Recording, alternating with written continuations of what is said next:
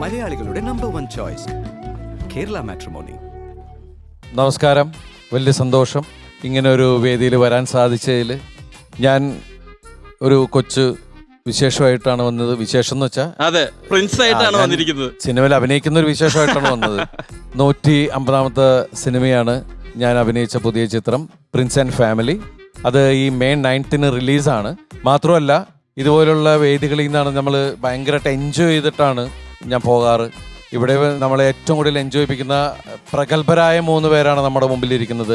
സംഗീത ലോകത്തിങ്ങനെ ഇളകി അല്ലേ, അതിൽ ആറാടുന്ന അമ്മാനമാടുന്ന 3 പേരാണ്. ശബ്ദം കൊണ്ടും കൈകൊണ്ടും മ്യൂസിക്കിൽ അവിടെ ഇരിക്കുന്ന നമ്മുടെ രാജാവ്, നമ്മുടെ അഭിമാനമാണ് സ്റ്റീഫൻ. റിമി ഗംഭീരമായിട്ടുള്ള പാട്ടുകൾ. അതുപോലെ ഏത് വേദിയിലും ആണെങ്കിലും സ്റ്റേജിനെ അങ്ങനെ കീഴടക്കാൻ കപ്പാസിറ്റിയുള്ള അങ്ങോട്ട് പ്രേക്ഷകരെ കയ്യിലെടുക്കുക എന്ന് പറയില്ലേ, ഞങ്ങൾ ഒരുമിച്ച് ഒരുപാട് ഷോസ് ചെയ്തിട്ടുള്ളതാണ്. അതുകൊണ്ട് റിമിനെ ഞാൻ ഇങ്ങനെ പറഞ്ഞു ഇങ്ങനെ പൊക്കി കൊണ്ടുപോകുന്നില്ല.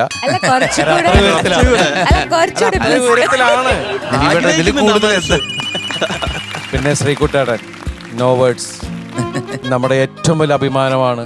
ദാസേട്ടൻ കഴിഞ്ഞാൽ നമ്മൾ എടുത്തു വെക്കുന്ന ജയേട്ടൻ.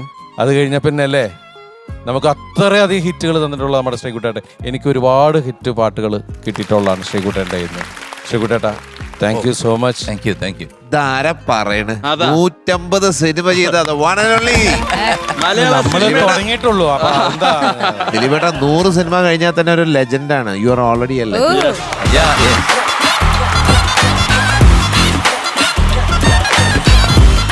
അപ്പോൾ 150ാമത്തെ സിനിമയായ പ്രിൻസ് ആൻഡ് ഫാമിലി തിയേറ്ററിൽ May 9th തുടങ്ങി വരികയാണ് ഈ വെക്കേഷൻ കാലത്ത്. ഈ 150ാമത്തെ ചിത്രം അതൊരു ഫാമിലി ഓറിയൻറ്റഡ് സിനിമ ആയിരിക്കണമെന്നുള്ള ആഗ്രഹം ഉണ്ടായിരുന്നു. അതുകൊണ്ട് തന്നെയാണ് പ്രിൻസ് ആൻഡ് ഫാമിലി ആയിട്ട് വന്നിരിക്കുന്നത്. എൻ്റെ കൊച്ചു കുഞ്ഞുങ്ങൾ, അവരുടെ കഴിവുകൾ നമുക്കിവിടെ ഇരുന്ന് കാണാം, അത് ആസ്വദിക്കണം. അതിന് വേണ്ടിയിട്ടാണ്. കാരണം ഇവിടെ എന്ന് വെച്ചിട്ടുണ്ടെങ്കിൽ മറ്റുള്ള ചില ഷോസിലൊക്കെ ഒരുപാട് തമാശകളായിരിക്കും. ഇവിടെ നമ്മൾ കഴിവുകളുടെ ഒരു മായ ലോകത്താണ് നമ്മളെല്ലാവരും. നമ്മൾ ഈ ഷോസ് കാണുമ്പോഴൊക്കെ നമ്മളിങ്ങനെ അന്തം വിട്ട് കുഞ്ഞുങ്ങളുടെ ടാലന്റ് കണ്ടിട്ട്. അപ്പം ഞാൻ പല സ്ഥലത്തും പറഞ്ഞിട്ടുണ്ട്, നമ്മളൊക്കെ നേരത്തെ ജനിച്ചത് നന്നായി. എങ്ങനെയാണെങ്കിൽ ഈ പരിസരത്ത് എടുക്കാൻ പറ്റൂല. എന്റെ അവസ്ഥ ഒന്ന് ആലോചിക്കുന്നില്ല ബേട്ടാ. ഞാനത് പറയുന്നില്ല. അത് ദയനീയമായിട്ടുള്ള കാര്യങ്ങൾ നമ്മൾ ഇല്ല, ഇത് വെച്ചാൽ എന്താണെങ്കിലും ഒരു ഷോ റൈഡ് ചെയ്ത് കൊണ്ടുപോകാന്ന് പറയുന്ന ഒരു നിസ്സാര സംഭവമല്ല. അല്ലേ, അത് പ്രത്യേകിച്ച് ഇവരുടെ സ്പോൺസർഷിപ്പിന്റെ അവരുടെ പേര് പറയാന്ന് പറഞ്ഞ തന്നെ ഒരു ഏരിയ ഉണ്ട്. അത് ദിസ് പ്രോഗ്രാം ഈ സ്പോൺസർഡ് ബൈ എന്ന് പറഞ്ഞിട്ടുണ്ട്. എന്തായാലും ഒരുപാട് സന്തോഷം ദിലീപ് വന്നതിൽ. കാരണം വേറൊന്നുമല്ല, ഹ്യൂമർ സമം ദിലീപ് എന്നാണ് എൻ്റെ മനസ്സ്. കാരണം ചെയ്തിരിക്കുന്ന ചിത്രങ്ങളിൽ വ്യത്യസ്തമായിട്ട്, അതായത് ആരെയും ഇമിറ്റേറ്റ് ചെയ്യാതെ സ്വതസിദ്ധമായ ശൈലിയിൽ ഒരാളെ ചിരിപ്പിക്കുക എന്ന് പറഞ്ഞാൽ അത്ര എളുപ്പമല്ല. അതിലെല്ലാം ഹ്യൂമർ കൊണ്ട് അമ്മാനമാടിയ ഒരു ലെജൻഡാണ് ദിലീപ്. എത്രയോ പടങ്ങൾ, ഇപ്പൊ 150ാമത്തെ പടം പ്രിൻസ് ആൻഡ് ഫാമിലി ഈ May 9 റിലീസ് ചെയ്യുന്നു. അതും definitely it will be A family oriented one എന്ന് ഞാൻ വിശ്വസിക്കുന്നു. എനിക്ക് അറിഞ്ഞൂടാ, 100% പ്രിൻസ് ആൻഡ് ഫാമിലിയിൽ അതുണ്ട്. ധൈര്യമായിട്ട് കൊച്ചു കുഞ്ഞുങ്ങളുമായിട്ട് തിയേറ്ററിലേക്ക് വരാം. നിങ്ങൾക്ക് എന്താ പറയണത്, വേറെ ടെൻഷന്റെ പ്രശ്നമൊന്നുമില്ല. ഇനിയിപ്പോൾ അടുത്ത സീൻ വരുമ്പോൾ വേറെ എന്തെങ്കിലും കുഴപ്പം വരുമോ അങ്ങനെയുള്ള പ്രശ്നങ്ങളൊന്നുമില്ല. അല്ല, ആരെയും മോശമാക്കുന്നല്ല. ഓരോ കഥയ്ക്കും അതിനെ ഡിപ്പെൻഡ് ചെയ്ത് ഓരോ കാര്യങ്ങൾ വരും. ഓരോ കണ്ടന്റിന് ഡിഫറെന്റ് ആയിരിക്കും. പക്ഷെ ഇത് ഫാമിലി ഓറിയന്റഡ് കണ്ടന്റ് തന്നെയാണ്. അതൊരു മാട്രിമോണി വഴിയൊക്കെ എന്തോ കണ്ടുപിടിച്ച് ഒരു ഫാഷൻ പറയണ്ട. ക്ലൈമാക്സ് എന്താണ്?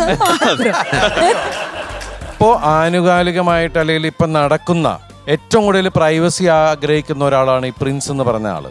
ആ ആള് ഇന്ന് ഈ ലോകത്തിൽ എങ്ങനെ സർവൈവ് ചെയ്യുന്നു എന്നുള്ളതാണ് ഇതിൻ്റെ ഒരു എലിമെന്റ്. അതല്ലാണ്ട് ഒരുപാട് കാര്യങ്ങൾ അതിനകത്തുണ്ട്. അത് നിങ്ങളെ രസിപ്പിക്കും എന്നുള്ളതാണ് എൻ്റെ വിശ്വാസം. ഇനി നമുക്ക് ഷോയിലേക്ക് കടക്കാം. ഇപ്പൊ ദിലീപേട്ടന്റെ 100ാമത്തെ ചലച്ചിത്രം എന്ന് പറയുന്നത് കാര്യസ്ഥനായിട്ടാണ് വന്നത്. ഞാൻ വിചാരിച്ചത് 150. ഇല്ല, അതിലേക്ക് എത്തുന്നുള്ളൂ. 150-ലായപ്പോ പ്രിൻസ് ആയിട്ടാണ് വന്നിരിക്കുന്നത്. അപ്പൊ എന്തായാലും പ്രിൻസ് ആൻഡ് ഫാമിലി നമ്മുടെ ഫാമിലിയിൽ എല്ലാവർക്കും ഇഷ്ടപ്പെടും. സംശയം എന്താ അല്ലെ? ഇത്രയും നാളും ചെയ്തേക്കുന്ന സിനിമകളൊക്കെ തന്നെ ഇപ്പോഴും കോമഡി ഷോയിലും കോമഡി ടൈമിലും എല്ലാരും ഒന്ന് റിലാക്സ്ഡ് ആവാനും ഇപ്പോഴും അല്ലെ ദിലീപേട്ടന്റെ മുഖം ഇങ്ങനെ കാണുമ്പോ തന്നെ നമുക്ക് ചിരി. അത്രയും ഉണ്ട് സിനിമ.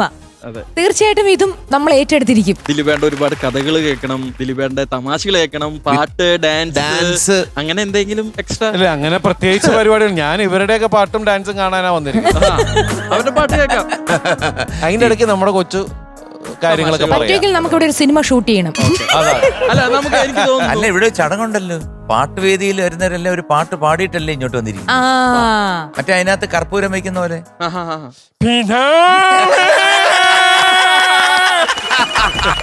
അയ്യോ മതി. അതെ പോരെ. അതാണ് എന്നാ പിന്നെ സാറേ കൂടെ കാലയ്ക്ക്. അപ്പൊ എന്തായാലും നമ്മുടെ ഇന്നത്തെ എപ്പിസോഡിന് പാട്ട് പാടി ദിലീപേട്ടൻ തുടക്കം കുറിച്ചിരിക്കുകയാണ്. നമുക്ക് ഈ ഒരു സന്തോഷവേളയിൽ എന്നാ പിന്നെ ഇതും കൂടെ സാറേ സാമ്പാറേ അത് സാറേ സാമ്പാറേ സാറിന്റെ വീട്ടിൽ കല്യാണം. ലിസ്റ്റിൻ സ്റ്റീഫൻ ആണ് ഇതിന്റെ പ്രൊഡ്യൂസർ. ലിസ്റ്റിൻ സ്റ്റീഫൻ ആണ് ഇതിന്റെ പ്രൊഡ്യൂസർ. ഇതിന്റെ സംവിധായകൻ ബിൻഡോ എന്ന് പറഞ്ഞിട്ട് ഒരാളാണ്. ബിൻഡോ ഡിജോയുടെ കൂടെ ഒരുപാട് സിനിമകൾ ഇവിടെ ഹിറ്റായിട്ടുള്ള ഒരുപാട് സിനിമയുടെ അസോസിയേറ്റ് ഡയറക്ടറാണ് ബിൻഡോ സ്റ്റീഫൻ. ലിസ്റ്റി സ്റ്റീഫനും ബിൻഡോ സ്റ്റീഫനും തമ്മിൽ ബന്ധമൊന്നുമില്ല. പ്രൊഡ്യൂസറും സംവിധായകനും എന്ന് പറഞ്ഞ ബന്ധം മാത്രമേ. ലിസ്റ്റിൻ സ്റ്റീഫനും ബിൻഡോ സ്റ്റീഫനും ഈ സ്റ്റീഫനും തമ്മിൽ എന്തെങ്കിലും ബന്ധം? ഈ സ്റ്റീഫൻ ദേവസിയാണ്. പറഞ്ഞു ശരി, ലിസ്റ്റിൻ സ്റ്റീഫനും ബിൻഡോ സ്റ്റീഫനും സ്റ്റീഫൻ നെടുമ്പുള്ളിയായിട്ട് എന്തെങ്കിലും പ്രശ്നം? ദിലീപേട്ട അങ്ങനെ വേണം. ദിലീപേട്ട എന്തിന്റെ കേടായിരുന്നു നമ്മൾ ആരോടാ പറഞ്ഞത്? അപ്പൊ എന്തായാലും ഇന്നത്തെ എപ്പിസോഡ് നമുക്ക് ആരംഭിക്കാം. നമുക്ക് ഗംഭീരമായിട്ട് ഗംഭീരാക്കാം. ഓക്കെ, താങ്ക് യു ദിലീപേട്ട. മലയാളികളുടെ നമ്പർ 1 ചോയ്സ് കേരള മാട്രിമോണി.